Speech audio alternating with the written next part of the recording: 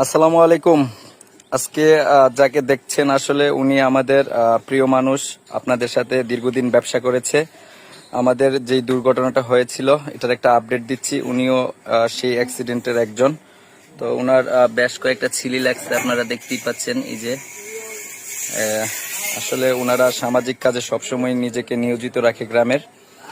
তো তাদের সুস্থতার জন্য অবশ্যই আপনারা দোয়া করবেন। এখানে আসলে আমরা গ্রামে চলাফেরা করি একসাথে, সবাই মিলে ছোট বড় আসলে একসাথে দেখা হয় প্রতিদিন। তো আসলে এই প্রিয় মানুষগুলাকে না দেখাটা আসলে একটা কষ্টকর। ওনারা খুবই কষ্ট করে আসলে বের হইছে, কারণ হচ্ছে যে একাকিত্ব বোধ আসলে সেটা অনেকেরই সামাজিকভাবে যারা চলাফেরা করে তারা একাকিত্বভাবে থাকতে পারে না, শত কষ্টের মধ্যেও বের হইছে।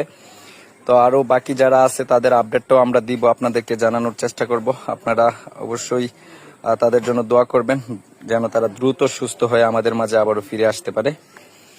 তো সবাই ভালো থাকেন। আসসালামু আলাইকুম।